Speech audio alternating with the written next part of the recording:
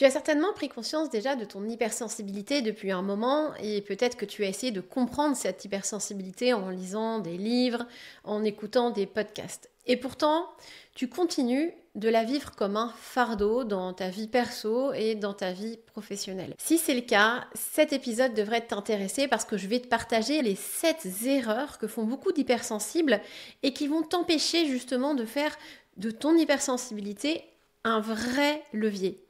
Et surtout, je vais te partager comment faire de ton hypersensibilité une vraie force dans ta vie pro et ta vie perso.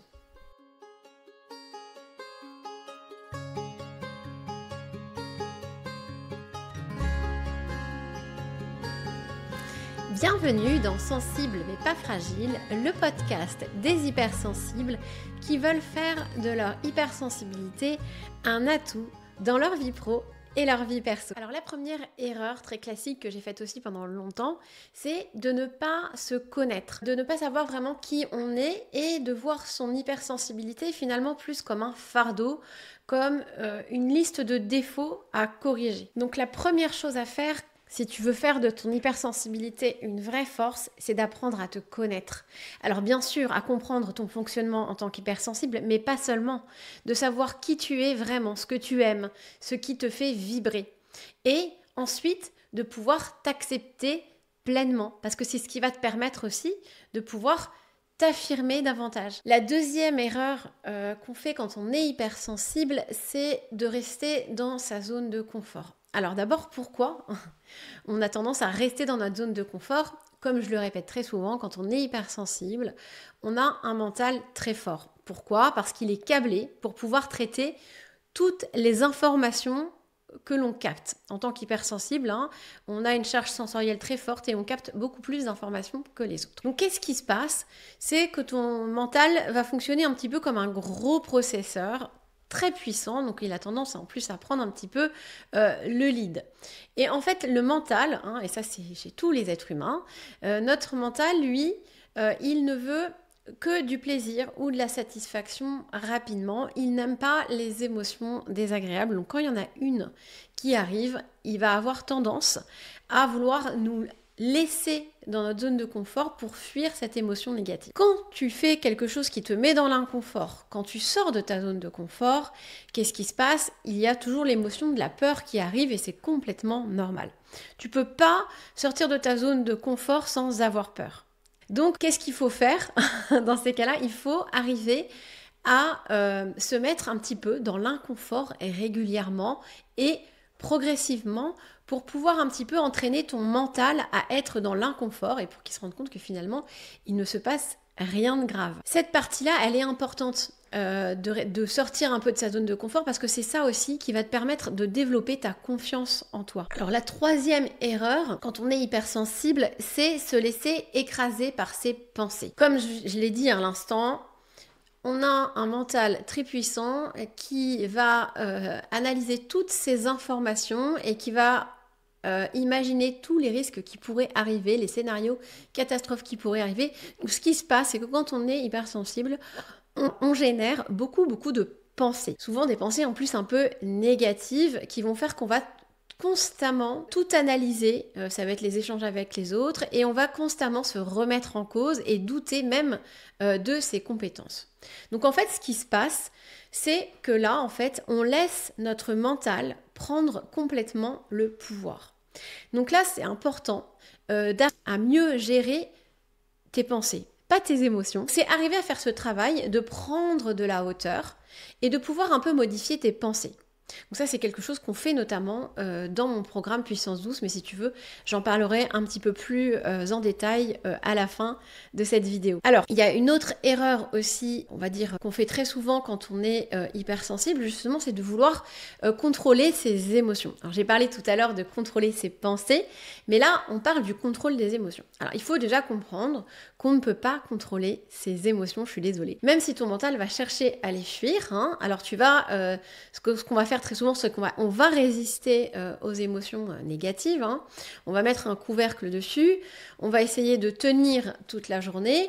Et puis, il va y avoir des moments où on va, entre guillemets, accumuler tellement d'émotions qu'on va exploser. Alors exploser, ça peut être pleurer, s'énerver, crier, etc.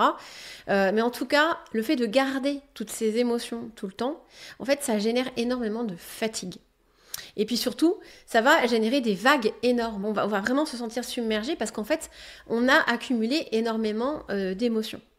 Alors, tu as certainement entendu parler du fait de accueillir ses émotions, mais ça peut paraître très abstrait, hein, et c'est très compliqué. L'idée déjà, c'est d'essayer de s'autoriser à ressentir des émotions. Hein. On a souvent ce souhait, cet objectif de toujours être bien, se sentir bien. En fait, ce n'est pas possible. Donc il faut accepter à un moment donné aussi qu'on a le droit d'être triste, qu'on a le droit d'avoir peur. Donc quand une émotion négative arrive, eh bien, il faut l'écouter. Il faut se poser la question du pourquoi. Pourquoi j'ai cette émotion, quelle est la pensée qui a généré cette émotion, et puis après la laisser en fait partir. Parce qu'en fait, déjà en acceptant tout simplement cette émotion, en se disant en fait c'est normal que je ressente cette émotion, eh bien en fait elle va se libérer d'elle-même. Alors, la 5e erreur qu'on fait très souvent quand on est hypersensible, c'est aussi de laisser son job, sa vie pro, empiéter sur sa vie perso. Alors, pourquoi ? En fait, quand on est hypersensible, on est tout le temps en train de douter de nous, de nos compétences. D'ailleurs, très souvent, on souffre du fameux syndrome de l'imposteur. Et pour pallier à ça, très souvent, on va se surinvestir dans notre travail. Et on va avoir beaucoup de mal à déconnecter de notre travail. Hein. On va tout le temps y penser, on va avoir tendance à faire des heures à rallonge et on peut vite s'épuiser et ça peut même nous mener au burn-out. Il est important de bien travailler sur sa confiance en soi, sur le pouvoir aussi de toutes ces pensées négatives sur nous. Et en fait, au fur et à mesure, on va arriver à plus facilement poser des limites et oser dire non, par exemple. Alors, la 6e erreur, c'est qu'on a tendance, quand on est hypersensible, à se suradapter en permanence parce qu'on veut toujours faire plaisir, faire en sorte que les gens se sentent bien. En fait, on fait toujours passer les autres avant nous. En fait, quand on est hypersensible, on est très tourné vers l'extérieur parce qu'on capte beaucoup d'informations et on a beaucoup de mal à tourner un petit peu ce projecteur qu'on tourne vers les autres, vers soi. Et on a tendance du coup à ne pas s'écouter beaucoup et c'est aussi ce qui fait d'ailleurs qu'on a du mal à se connaître parce qu'on va être plutôt à s'interroger sur les autres, sur ce qu'ils aiment, comment ils se sentent plutôt que nous. Enfin, la 7e erreur, c'est, comme je l'ai dit tout à l'heure, c'est de laisser ton mental diriger ta vie, de laisser toutes ces pensées diriger ta vie. En fait, quand on est hypersensible, on doit, entre guillemets, faire de son corps son meilleur allié. Pourquoi ? Parce qu'en fait, ton corps, c'est vraiment le canal le plus puissant pour apaiser ton mental et ça va te permettre du coup de reprendre le pouvoir sur ton mental et sur tes pensées et d'être moins dans la cogitation et l'analyse mentale permanente. Alors du coup, comment faire de son hypersensibilité une vraie force ? Alors déjà, le premier point qui est très important, c'est de passer à l'action. Alors, et je sais que c'est pas facile parce que justement, passer à l'action, c'est sortir de sa zone de confort. C'est pour ça que quand on est hypersensible, on va avoir besoin de 2 choses très importantes, du cadre et des mécanismes de soutien. Et d'ailleurs, c'est dans cet état d'esprit que j'ai créé mon programme Puissance Douce. J'ai créé le programme que j'aurais voulu trouver à l'époque. Ce programme, il est vraiment basé sur l'action et moi, je vais t'aider via plusieurs types de mécanismes de soutien à atteindre tes objectifs.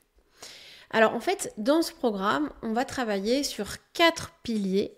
Le premier pilier, c'est d'apprendre à se connaître pour ne plus se juger, pour ne plus se battre contre soi, pour ne plus voir son fonctionnement comme une liste de défauts à corriger. Et l'idée, bien sûr, c'est d'apprendre à se connaître, de s'accepter et de s'aimer. Le deuxième pilier sur lequel on va travailler, ça va être bien sûr, et j'en ai parlé beaucoup, déjà sur ton mental. D'arriver à apprivoiser ton mental et à reprendre le pouvoir sur lui. D'arriver à contrôler tes pensées. Et puis, dans ce pilier-là, on va aussi travailler sur le volet émotionnel. Arriver à mieux vivre tes émotions dans ton quotidien, pro ou perso. Le troisième pilier, c'est d'arriver à s'affirmer, de poser des limites et tout ça sans culpabilité. En bref, de prendre confiance en toi.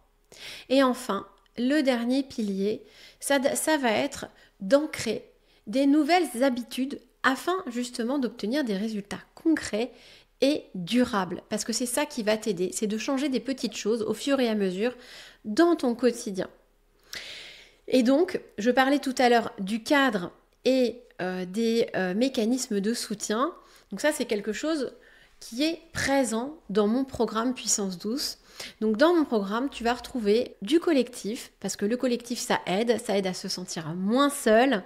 Donc tu vas avoir 5 ateliers collectifs de 2 heures, mais tu vas aussi avoir de l'individuel. Donc là, ça va être avec moi, ça va être des séances de coaching individuel avec moi.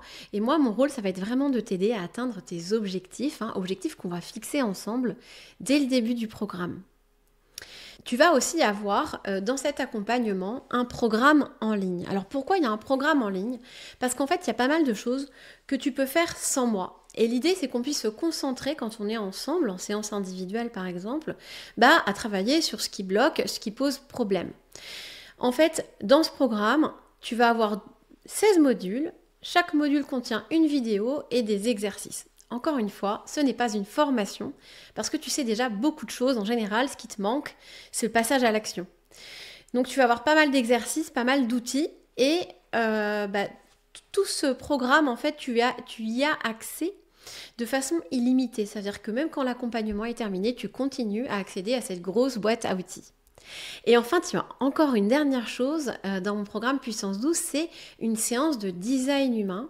Donc c'est une séance qui est individuelle, qui dure 2 heures et qui va vraiment te permettre de bien comprendre ton propre fonctionnement et ça va au-delà de ton hypersensibilité. C'est vraiment ton propre fonctionnement et ça va vraiment t'aider à mieux accepter ce fonctionnement et de prendre confiance en toi, de t'accepter pleinement. Alors si tu veux postuler à mon programme Puissance Douce, c'est très simple, il te suffit de prendre un rendez-vous avec moi. C'est un rendez-vous qui est gratuit, qui est sans engagement, c'est un rendez-vous qui dure 45 minutes, qui va nous permettre d'échanger ensemble, de voir si le programme peut répondre à tes besoins et si je suis la bonne personne pour t'accompagner. Donc n'hésite pas, tous les liens sont en description de cet épisode, tu vas retrouver le lien vers mon programme, un lien pour prendre un rendez-vous avec moi et tu peux même aussi t'inscrire à ma prochaine masterclass gratuite. Je te souhaite une très belle semaine et je te dis à la semaine prochaine.